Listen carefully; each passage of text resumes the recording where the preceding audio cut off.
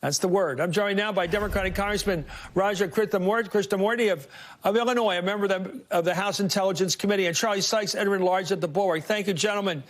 Congressman, I don't know, it's very Nixonian, but the fact is you usually don't get rid of your intel people, your G2, because they're the ones that allow you not to fly blind. If you don't know what's going on in the world, you can really get in real trouble. You don't know when the revolutions are coming. You don't know who's a good leader and who's hated, who's about to be toppled.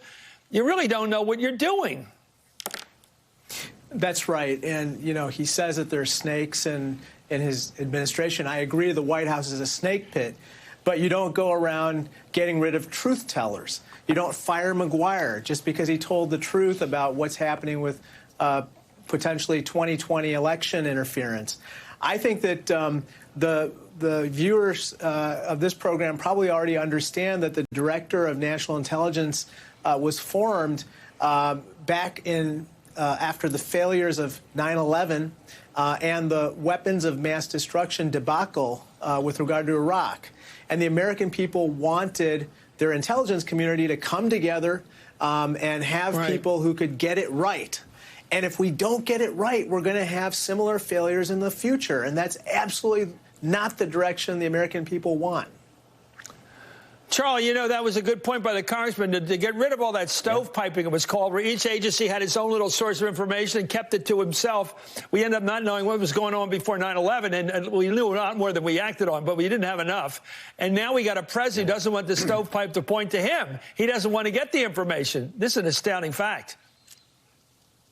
It's astounding and it's dangerous. Look, this is not about bureaucratic infighting. This is really about national security. You have the President of the United States who is bending the intelligence agencies into not protecting us as a country or our elections or our national security, but protecting him and protecting him from inconvenient information.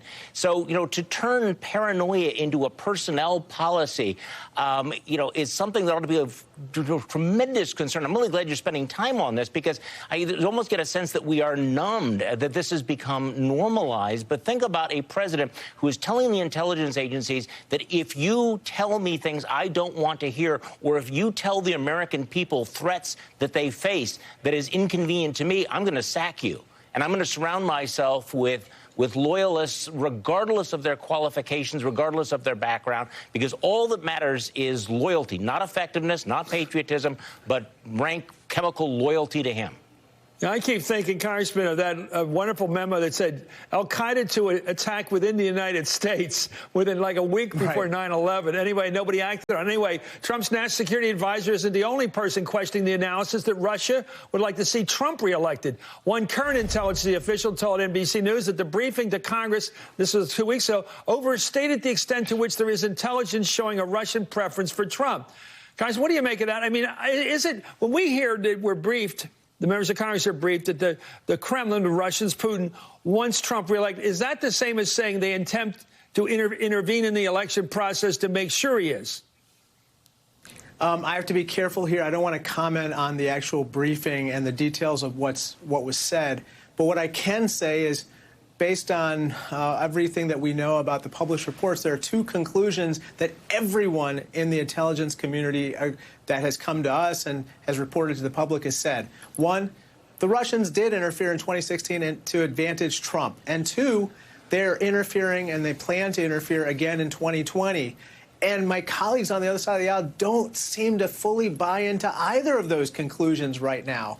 And that is what is deeply disturbing in the aftermath. But they will. I'm watching this. It sounds like Fox and Friends has taken over everything now. They're saying, yeah, but I do believe they're helping Bernie Sanders. I mean, because he didn't honeymoon over. They went on a sister cities thing. But the fact is that they're willing to say, off of the same sheet of intelligence where it's bad for Bernie or looks, they'll say that, but the same sheet has Trump involved, and they won't even admit that. So how do they get the half information? Your thoughts? You know, this national security advisor is making a Trump-esque comment when he politicizes his assessment of the intelligence. But what's very interesting, as you know, is that Bernie actually, you know, told the Russians to stay away from him, and he doesn't want their help. I would like to see the president of the United States say the same, and we haven't heard that. I don't think we're going to hear that, but thank you so much. That's a good challenge. Go ahead, Mr. President. Say you don't want the Russians' help. It'd be a good start. Anyway, thank you, Congressman Raja Krishnamoorthi. And